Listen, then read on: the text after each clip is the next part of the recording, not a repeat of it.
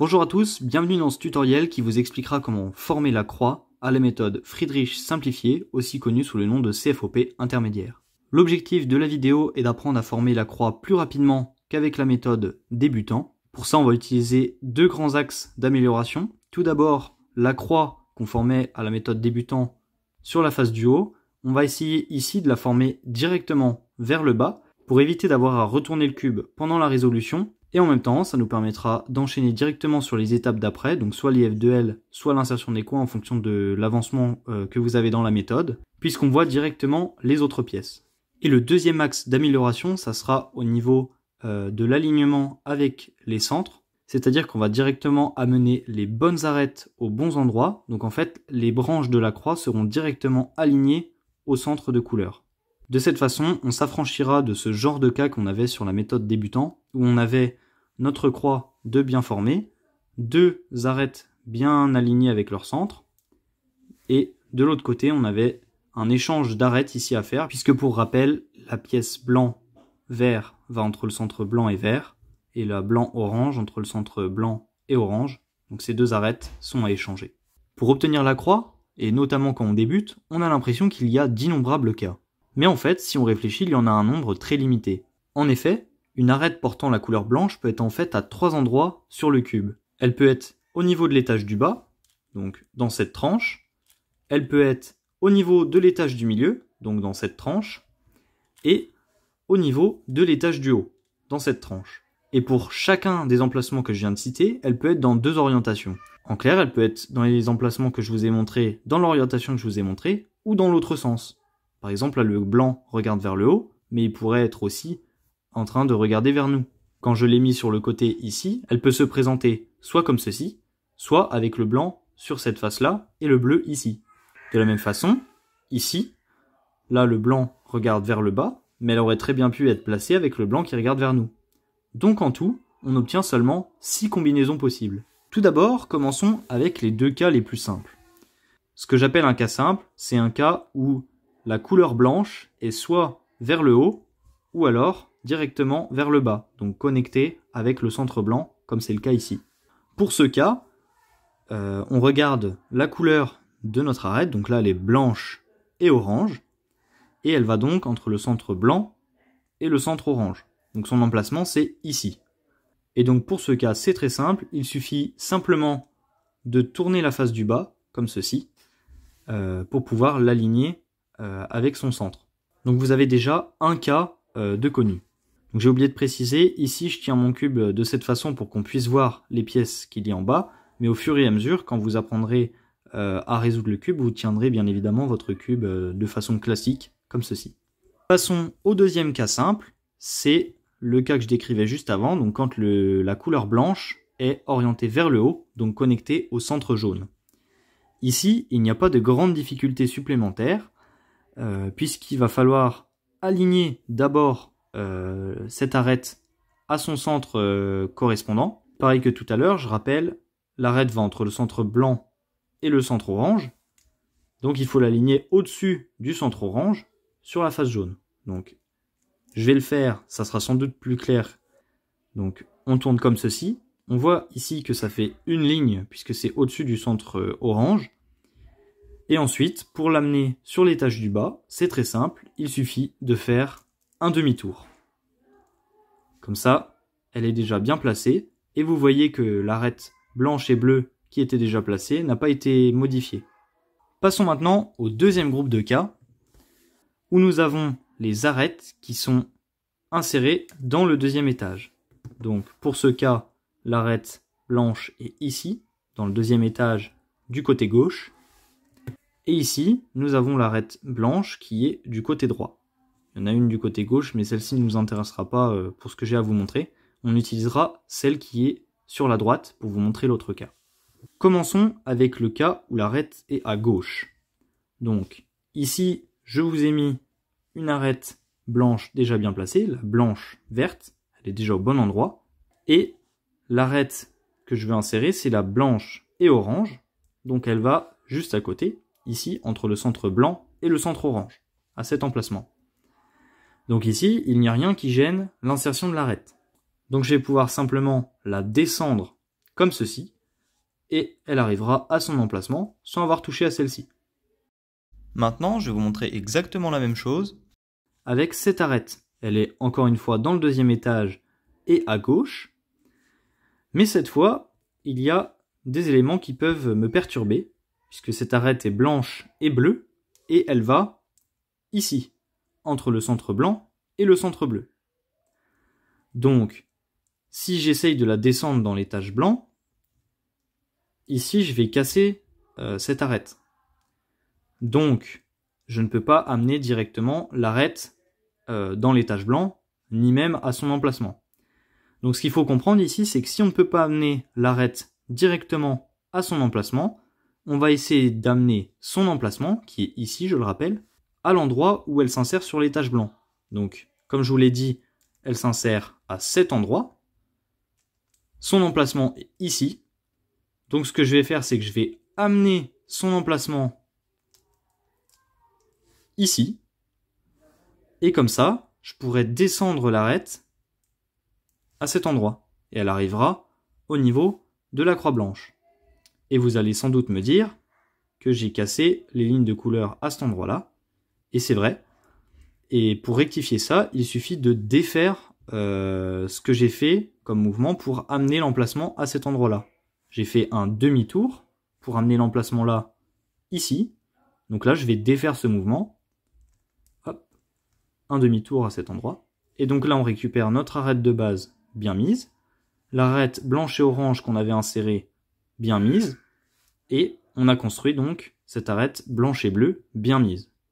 Une fois que vous avez compris cette manœuvre, vous pouvez résoudre tous les cas les plus complexes, entre guillemets, pour cette étape. Et pour voir si vous avez compris, on va prendre le deuxième cas, qui sera exactement le même, mais avec les arêtes, cette fois, qui sont à droite sur l'étage du milieu. Donc, encore une fois, je vous ai mis l'arête blanche et verte ici déjà insérée, en considérant que, par exemple, vous l'aviez déjà mise dans la résolution. Et ici, on a l'arête blanche et bleue à insérer. Comme tout à l'heure, pour la première arête, ici il n'y a pas de problème, puisqu'il n'y a rien à cet endroit, et l'arête blanche et bleue va directement à cet endroit. Donc, pas de problème. Je peux l'insérer directement en descendant comme ceci.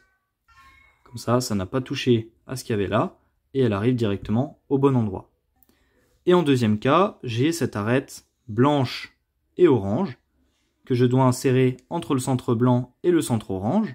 Donc on ne fait pas l'erreur de l'insérer ici, puisque là c'est entre le centre blanc et le centre rouge. Donc elle va pas ici, elle va bien ici. Et donc je ne peux pas la descendre comme ceci, et ensuite faire un demi-tour. Sinon je vais casser ce qui avait été construit, donc les lignes de couleur avec les deux premières arêtes. Donc ce qu'il va falloir faire, c'est la même chose que tout à l'heure. Il va falloir amener l'emplacement ici, à l'endroit où cette arête arrive dans l'étage blanc, donc ici. Donc comme tout à l'heure, l'emplacement il va falloir lui faire un demi-tour, puisque l'emplacement est ici et l'arête s'insère ici. Donc je lui fais faire un demi-tour, vous pouvez suivre avec vos doigts comme ceci, comme ça c'est plus simple. Et ensuite, vous pouvez descendre l'arête au niveau de cet emplacement, puisqu'elle s'y insère très bien. Et après, il faut réaligner, donc il faut faire un demi-tour, de nouveau avec cette face. Vous savez donc gérer les cas où les arêtes sont dans le deuxième étage. Intéressons-nous au dernier cas. Le dernier cas, c'est lorsque vous avez vos arêtes qui sont soit en haut, comme ceci, sur l'étage du haut et face à vous, ou alors en bas, face à vous et sur l'étage du bas. Et vous allez voir que ça ressemble vraiment à ce qu'on a fait avant, à l'exception du début, puisqu'en fait il va falloir conditionner nos arêtes pour tomber dans le cas d'avant. Je vais vous expliquer en pratiquant, vous allez voir que vous allez comprendre de quoi je parle. Ici je vous ai donc mis 3 arêtes déjà bien formées, et il ne reste plus que celle-ci à placer, donc elle est blanche et orange. Donc encore une fois, vous avez compris que ça va entre le centre blanc et le centre orange, donc elle va ici. Et donc je ne peux pas l'insérer comme l'arête de tout à l'heure qui était dans l'autre sens, donc avec le blanc qui était à côté du centre jaune, puisque si je fais un demi-tour, elle sera placée à l'envers. Donc ici, ce qu'il va falloir faire, c'est amener l'arête qui est en haut ici sur l'un ou l'autre des côtés du deuxième étage. Donc, soit vous faites un mouvement de la face avant dans ce sens pour l'amener et vous tombez dans le cas où elle est dans le deuxième étage et sur la droite, ou alors vous faites la même chose mais dans l'autre sens et elle arrive dans le deuxième étage sur la gauche. Et vous n'avez qu'à répéter le cas que je vous ai montré avant. Donc, pour vous remontrer, là, je l'ai amené sur la gauche et on voit ici que l'emplacement est occupé. Cette fois, l'arête, son emplacement est juste ici. Donc, il faut amener l'emplacement à l'endroit où peut tomber l'arête lorsque je l'amène comme ça. Donc, l'arête arrive ici, son emplacement est là. Donc, son emplacement, je l'amène ici. Ensuite, je descends mon arête, qui arrive donc et forme la croix complète. Et pour rétablir les lignes de couleur, vous aurez compris qu'il faut défaire le mouvement que j'ai fait. Donc j'ai amené une fois comme ceci, donc il va falloir que j'amène cette arête ici. Donc on fait un quart de tour comme ceci. Et donc vous aurez bien formé la croix avec directement toutes les lignes de couleur et avec la croix orientée vers le bas. Une nouvelle fois, je le répète, quand je vous montre les cas, j'ai la croix qui est comme ceci, mais il faut vraiment garder la bonne habitude de les faire avec le cube orienté plus ou moins comme ceci. Voyons maintenant le dernier cas qui est vraiment similaire à ce que je vous ai montré. C'est le cas où l'arête est en bas. Donc ça sera la même chose. Tout à l'heure, elle était en haut, on l'avait descendue pour l'amener soit à gauche, soit à droite. Ici, elle est en bas, donc on fera un mouvement de la face avant pour la monter soit à droite, soit à gauche. Donc là, ici, en l'occurrence, je l'ai mise à droite. Et il n'y avait que 2 arêtes pour le moment de former. Donc là, je peux l'amener très simplement, puisqu'elle est blanche et bleue. Elle va ici, entre le centre blanc et le centre bleu. Donc je peux l'amener tout simplement en faisant comme ceci. Donc ça, c'est un cas plutôt avantageux. Après, si je n'avais pas fait attention et que je l'avais amené ici à gauche, il aurait bien évidemment fallu protéger, comme je vous ai montré tout à l'heure, puisque si j'avais descendu, ça aurait cassé ce qu'on avait fait avant. Donc son emplacement est ici, entre le centre blanc et le centre bleu. Donc il aurait fallu l'amener ici. Donc, je vous le montre rapidement parce que je pense que vous avez compris la manœuvre. Son emplacement est ici. Je fais un demi-tour pour amener l'emplacement ici. Je descends l'arête pour l'amener et constituer une nouvelle branche de la croix blanche. Et ensuite, je pense bien à défaire le mouvement que j'ai fait. Donc c'était un demi-tour. Et l'arête arrive bien ici. Avec la pratique, ici l'idéal c'est de faire la première manœuvre que j'avais fait pour amener l'arête plus simplement, ça permet de gagner du temps. Avant de vous montrer quelques exemples de croix pour pouvoir illustrer ce qu'on vient d'expliquer, je voulais vous donner quelques astuces qui vous seront très utiles. Tout d'abord, ce qui est important, c'est d'avoir un ordre de résolution des arêtes. Donc les premiers cas que je vous ai montrés dans la vidéo, donc les cas que je vous ai présentés comme étant faciles, donc celui où vous avez l'arête qui est déjà vers le haut à côté du centre jaune et le cas où il est déjà à côté du centre blanc sont les 2 cas, je pense, à prioriser sur les autres.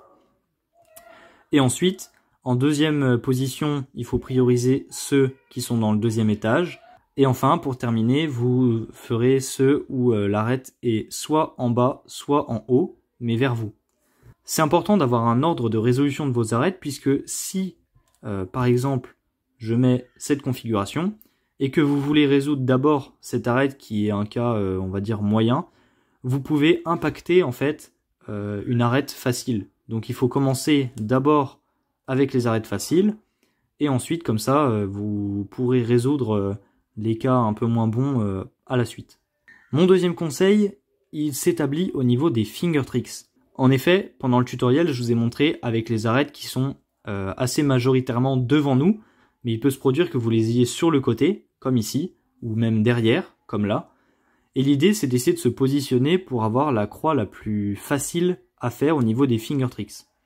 C'est-à-dire que je vais pas à chaque fois faire des rotations de cubes, ou en tout cas, je vais essayer d'en faire le moins possible, pour que la croix se fasse de manière la plus fluide possible, et éviter de faire des regrips qui font perdre du temps.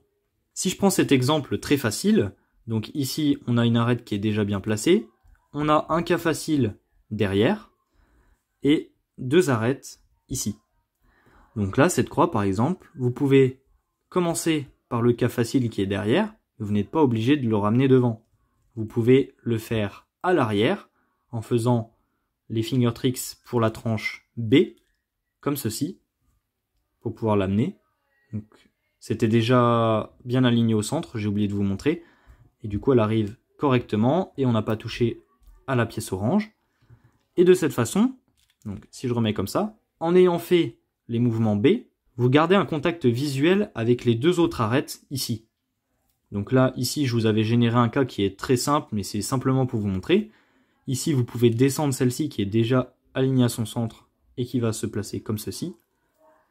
Et enfin, pour ce cas, donc c'est dans le deuxième étage, mais elle est sur la gauche. Quand je vous les ai montrés dans le tutoriel, il y avait les parties blanches qui étaient soit à gauche, soit à droite, mais elles étaient sur la face de devant.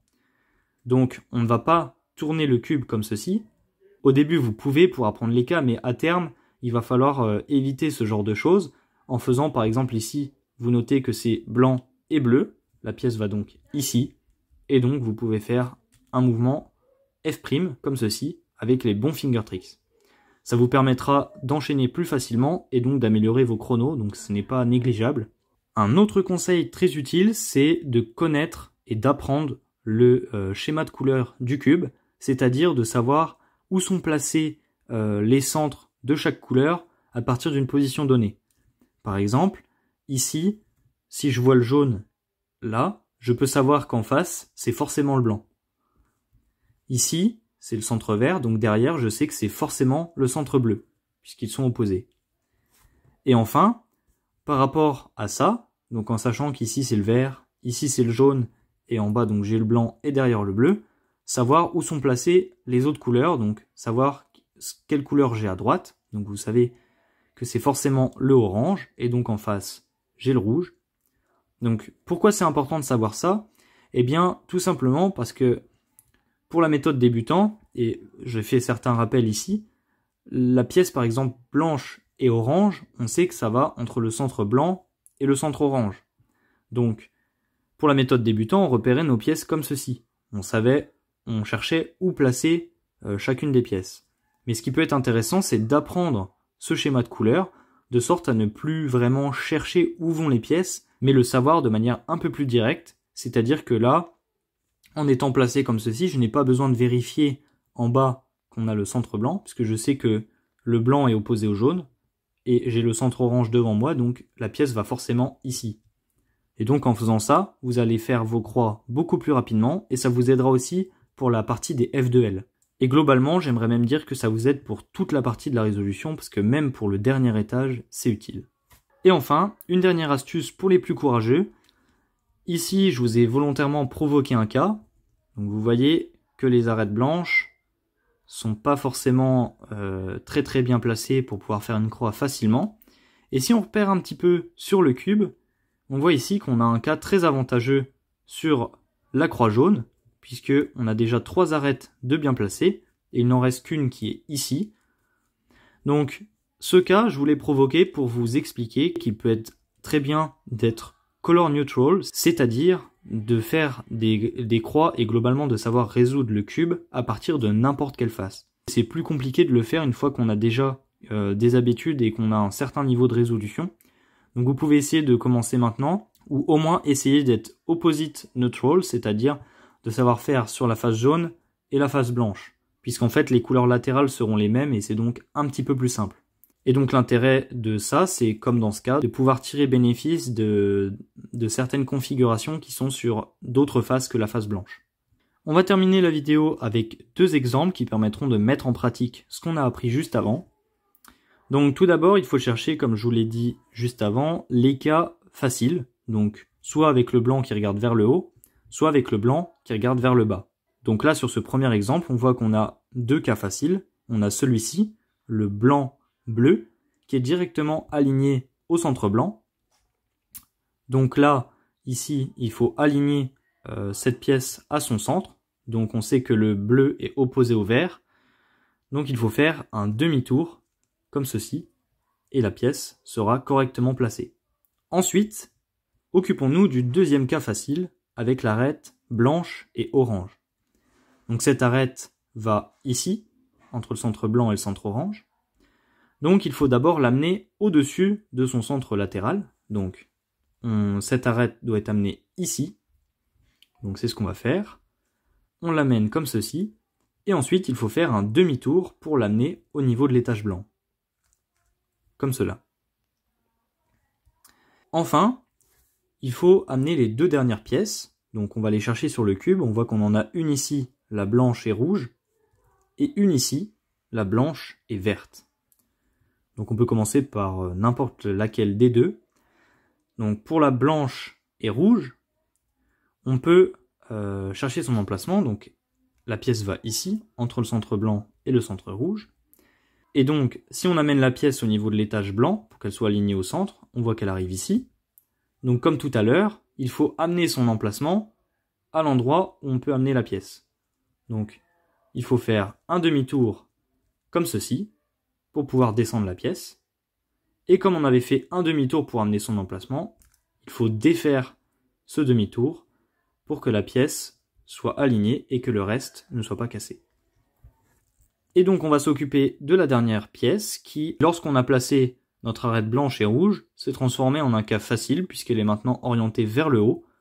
Donc il nous suffira de l'aligner à son centre, donc le centre vert, comme ceci, et de faire un demi-tour pour l'aligner à l'étage blanc et donc compléter notre croix blanche vers le bas et avec tout d'aligné aux centres latéraux.